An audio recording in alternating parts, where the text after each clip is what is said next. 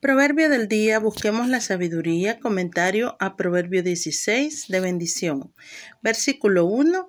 Este proverbio viene a ser una versión de nuestro refrán castellano: el hombre propone y Dios dispone. Las disposiciones, mejor, planes del corazón y la mente son del hombre en el sentido de que Dios le ha dotado de entendimiento, con el que puede conectar ideas y sacar planes y conclusiones para gobernarse en la vida. Pero como dice Cohen, la habilidad de expresar las ideas en palabras apropiadas y convincentes es un don de Dios. Versículo 2. Este proverbio repite ideas ya conocidas y se repite casi a la letra en 21.2. Al juzgarnos a nosotros mismos y a nuestros actos, es difícil, por no decir imposible, ser imparciales, pero Yahvé pesa los espíritus. Él tiene una balanza justa e infalible y pesa bien. Pone a prueba la sinceridad de los impulsos que nos mueven a obrar de una manera u otra. Por eso hemos de preguntarnos a menudo: ¿cómo juzgará Dios esto que voy a hacer? Versículo 3. El mejor modo de que nuestros planes se realicen convenientemente es encomendar a Yahvé nuestras obras. Compárese con 3.6, así como con Salmo 37.5, Salmo 55.22, Primera de Pedro 5.7. Aquí, como en Salmo 37.5, el vocablo hebreo para encomendar es gol, del verbo galal, que significa hacer rodar. La idea, pues, es de quitarse un peso de encima y hacerlo rodar hasta Dios, para quien no hay nada demasiado pesado, por lo cual puede aliviar a quienes se sienten abrumados por cualquier peso. Compárese con Mateo 11.28. Versículo 4. Dios es la causa primera y el fin último de todas las cosas. Siendo el creador de todo, ha fijado un destino y un propósito a cada ser creado. La segunda parte del versículo no significa que Dios predestine a una persona para el mal. Comenta Cohen: la intención no puede ser que Dios se proponga que una persona haya de ser malvada, porque ello estaría en contradicción con la doctrina de la literatura sapiencial. Dios hizo al hombre recto, pero ellos buscaron muchos planes perversos. Eclesiastés 7:29. Conociendo que algunos hombres serían malvados, Dios ordenó que el esquema del universo incluyese un día de mal, un día de castigo y retribución para ellos. Versículo 5. La primera parte de este proverbio es como la de 11:20, con la variante de altivo en vez de perverso. La segunda es una repetición de 11:21b con la misma expresión hebrea yad le yad, mano a mano, chocar la mano, que indica seguridad completa. El vocablo abominación, dice Cohen, es análogo al mencionado en la Torá con respecto a la idolatría y la inmoralidad. Por eso los rabinos equiparan la altivez a esos pecados. Versículo 6.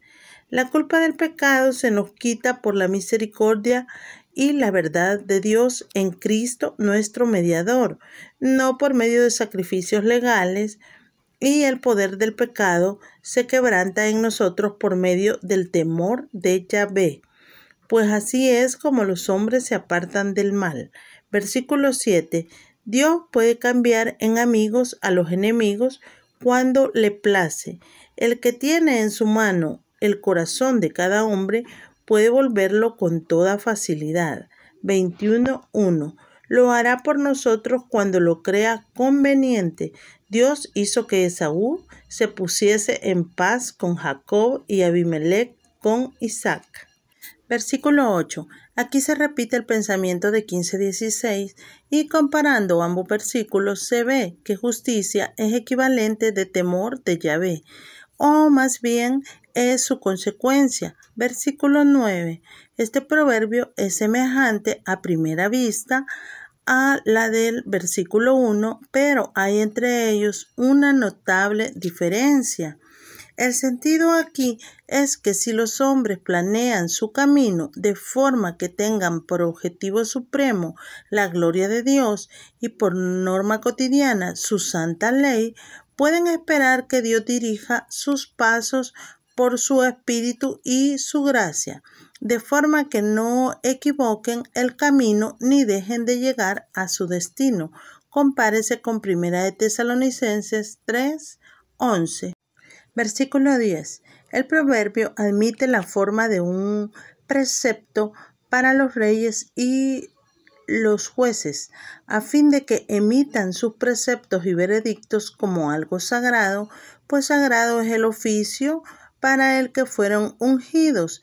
De ahí que han de tener sumo cuidado a fin de no violar la justicia en sus pronunciamientos, pues entonces su boca cometería transgresión. En el sentido técnico que tiene en Levítico 5:15 sobre el uso impropio, dice Cohen, de algo que ha sido dedicado al santuario, el juicio es de Dios, Deuteronomio 1:17, y por tanto en la categoría de lo santo, en consecuencia, la violación de la justicia es sacrilegio. Versículo 11. Este proverbio, según Cohen, es mal interpretado por los modernos expositores que ven en él una apelación a la justicia en el uso de pesas y medidas en el comercio ordinario. El texto dice literalmente balanza y platillo de justicia. Hebreo mishpat, no tzedek, son de Yahvé. Todas las pesas de la bolsa son obra suya. No se trata de transacciones entre particulares, sino de la obligación de los reyes de hacer justicia, pues es cosa sagrada. El juicio es de Dios. Bajo la imagen de la balanza y los pesos se expresa la idea de que Dios ha fijado las normas de todo juicio justo y no está al arbitrio de los reyes y jueces el fabricarlas a su capricho para usarlas en el juicio. Versículo 12. Siguiendo con el pensamiento de que el oficio del rey es sagrado, vemos ahora que el hacer lo que no es justo es malo en todos, pero en los reyes es una abominación. Ver lo dicho en el versículo 5. En cambio, la justicia es el mejor medio para afianzar el trono. Compárese con 25:5 y 29:14. Versículo 13. Todo buen gobernante ama la sinceridad y la rectitud, por lo que le conviene poner en puestos de autoridad a hombres que hablan lo recto, pues no hay peores ayudantes en el gobierno que los parásitos y los aduladores. Versículos 14 y 15. Estos dos versículos muestran el poder de los reyes, el cual siempre suele ser grande, pero especialmente en los países del Antiguo Oriente, en los que gobernaban de forma absoluta y aún arbitraria y despótica. Dichosos los pueblos en que la prerrogativa del príncipe no daña a la libertad del súbdito. Por eso se da aquí mucha importancia a los efectos tanto de la ira como de la benevolencia del rey, así como al buen servicio que una palabra sabia puede realizar para aplacar la ira del rey. Ver 1 Samuel 19:6. Se menciona como bendición especial a la lluvia tardía, porque al caer en primavera aseguraba la madurez de los productos del campo. Versículo 16. La sabiduría celestial se ha de apreciar más que la riqueza material. La gracia es más valiosa que el oro, pues la gracia es don sobrenatural de Dios, mientras que el oro procede de la providencia común. La gracia es para el alma y para la eternidad, mientras que el oro es para el cuerpo y para el tiempo. La gracia nos sostiene a la hora de la muerte, cuando el oro no nos puede hacer ya ningún bien. Hay vanidad y sacudir al aire en la obtención de oro, pero gozo y satisfacción de espíritu en la adquisición de la sabiduría. Versículo 17.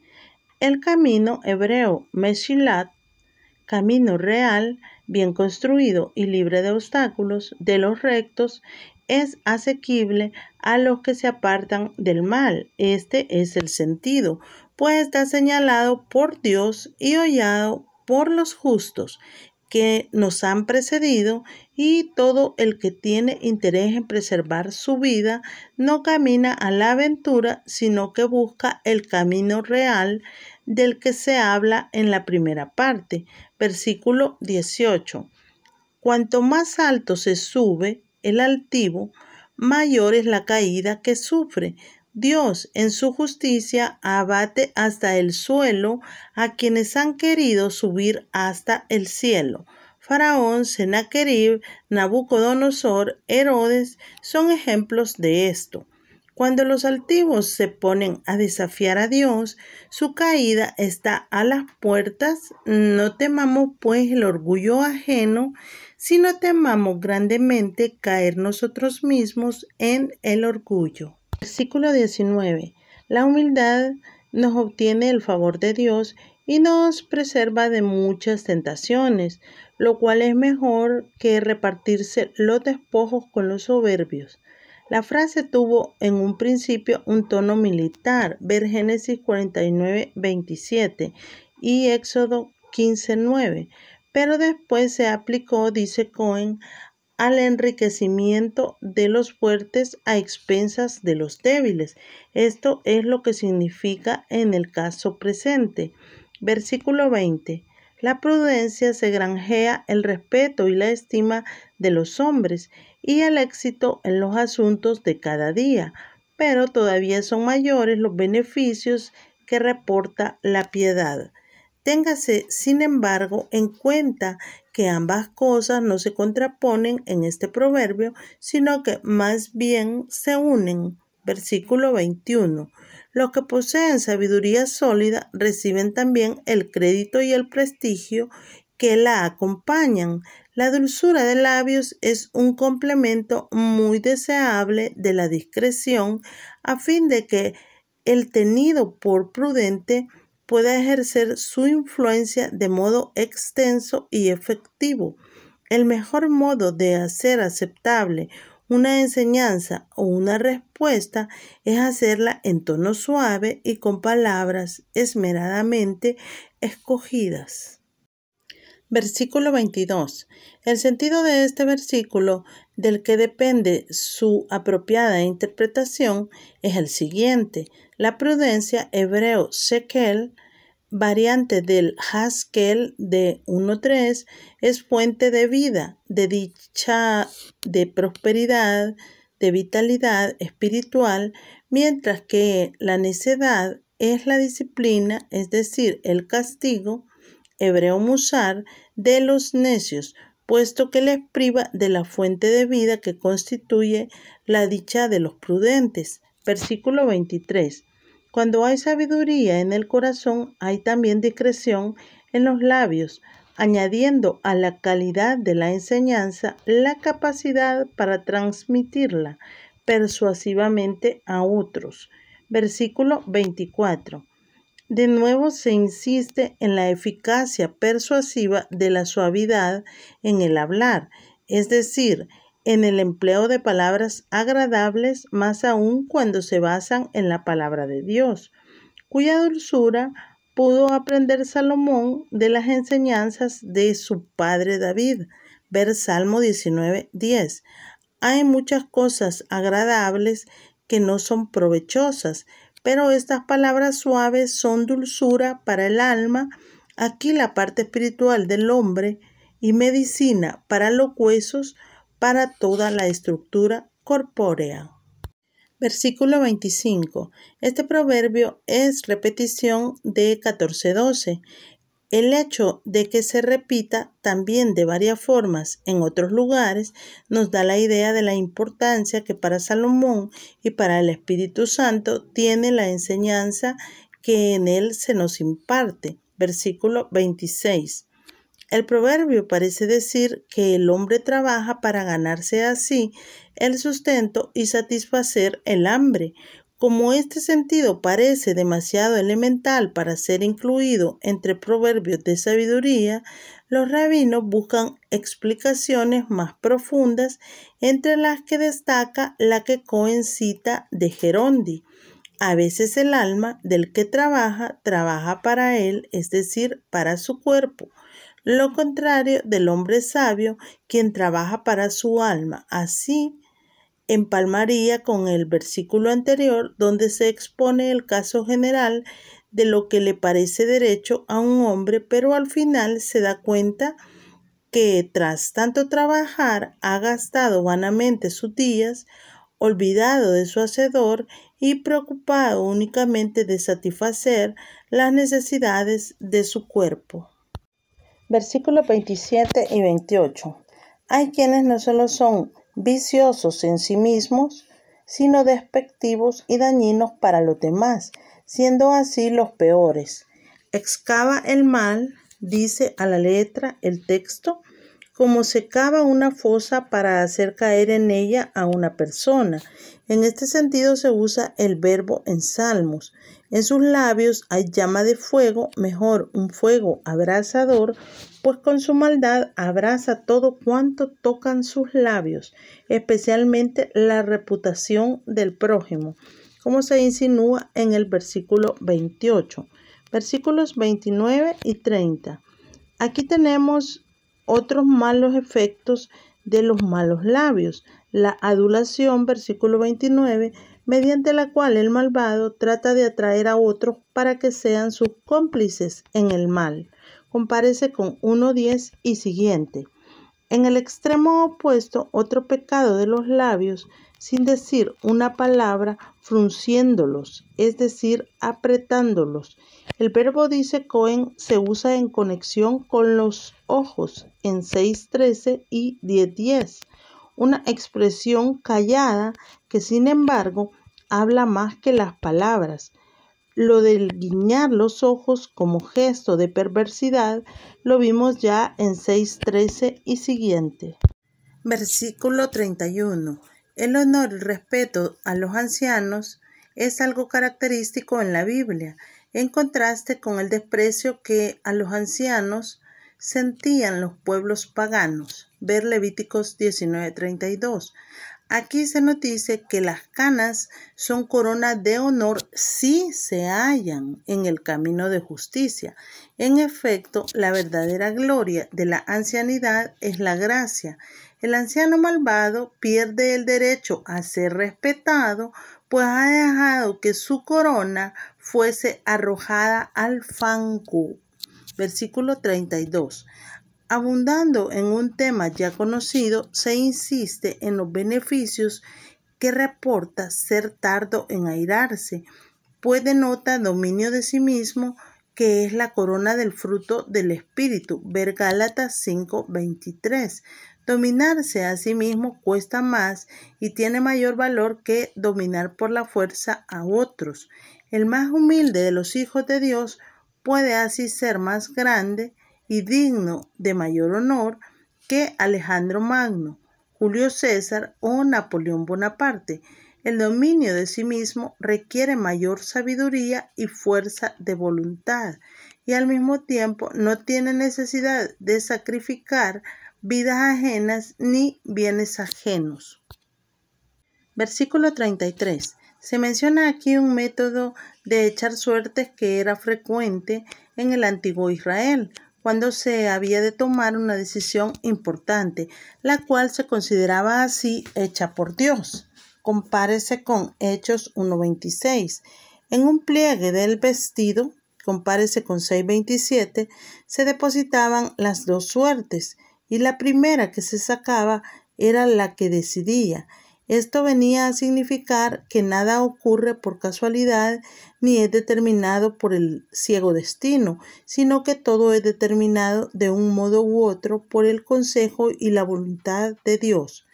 Todas las disposiciones de la providencia con respecto a nuestros asuntos han de ser consideradas como efectos del amor de nuestro Padre Celestial, el cual lo dirige todo para su gloria y para nuestro bien.